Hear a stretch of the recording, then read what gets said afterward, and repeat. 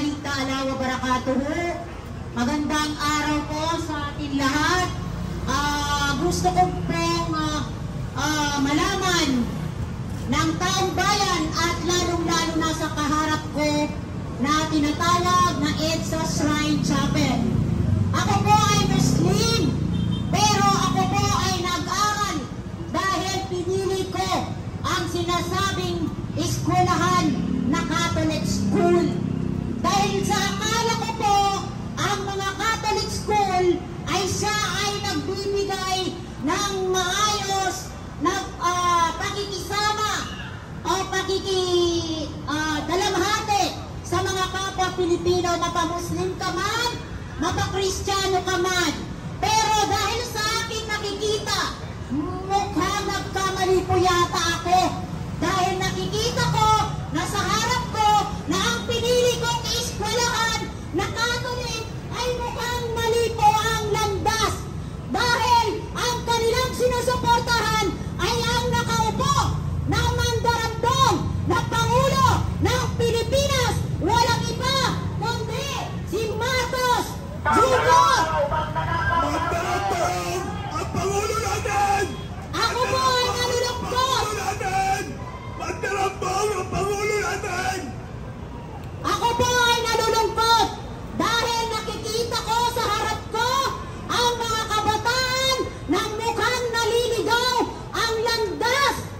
Dahil imbis ang ipaglaban nila ay ang kanilang kinabukasan, pero mukhang iba ang tinuro ng kanilang mga guro sa eskwelahan. Dahil kung makikita niyo po, isa po silang Katoliko, pero ang makikita niyo sa kanila ay dirty finger. Tama po ba yan? Mga kapwa akong Pilipino, wala po tayong pinipili dito. Mapa-Pilipino ka, mapa-Arabo ka, mapa-Kristiyano ka, mapa-Iglesia ka, mapa-Katoliko ka, at born again, at iba pang religion na ating sinasamba. Ako po ay nandito sa harap niyo para po ipaglaban ang tunay na laban, dahil nandito na po ang mga taong nakapaligid na hindi naniniwala sa tama, kundi naniniwala sa maling direksyon. Maawa po kayo sa mga kabataan. Huwag po natin silang linlangin. Sila po ang pag-asa ng ating bansa. Utang na loob po, mga kababayan. Mahal ko ang mga Katoliko. Kahit isa po ako, Muslim. Dahil sa akala ko po, ang mga Katoliko ay nagbibigay ng turo, tinuturo ang tama, yung landas ng kinabukasan at makikisama sa kapwa Pilipino. Hindi po para magpura o mag-dirty finger.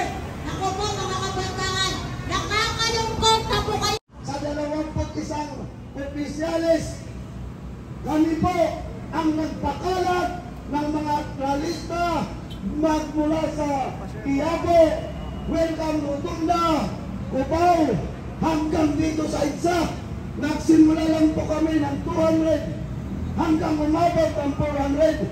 Pagdating ng pang-apat na buwan, naging mahigit na kami 5,000. Kaya kinontrol na namin hanggang Mindula. Pinustingan na po namin hanggang mapapansin namin ang ama nitong gago, magnanakaw at sinungaling na putang inang si Marcos Jr. na manlilin lang, adik at pinolo ng mga graduate, pinolo ng magnanakaw. Putang ina niya, kinakailangan magbigay na siya ng mapayapa, dahil kung hindi, mauuwi na naman yan katulad ng kanyang ama. Hindi na sila tatanggapin sa iba't ibang bansa dahil sila bistado ng magnanakaw, manluloko, manlilinlang, pinuno ng drug lord dito sa bansang Pilipinas. Nasa Malacanang mga yan na drugs. Nasa Malacanang na siya mismo ang may hawak ng putang inang Marcos. Nalusong na yung utak kasi singot ng cocaine. Mga kababayan ko, magkaisa na tayo. Huwag natin pababayaan na pinapalangoy na tayo sa baha. Pinapalangoy pa tayo sa kahirapan at sa kagutuman. Umaksyon na tayo habang maaga pa. Yang mga putang ng bayaran ng mga CPP, NPA, sila ang nagkakamal ngayon sa kaban ng bayan. Lalong-lalo na yan, yung akbayan, mga putang ina ninyo. Mga hayop kayo, magbago na kayo. Kami nagbago na kami. Dahil alam namin, noon ang ipinaglalaban namin ay mali. Kaya ngayon, lumagay na kami sa tama. Mga putang ina kayo. Mag-design na kayo. Marcos, alis dyan! Maraming Marcos, magnanakaw! Marcos, magnanakaw! Marcos, magnanakaw! Magnanakaw si Marcos!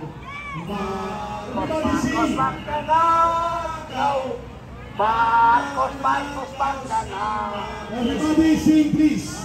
Marcos, magnanakaw.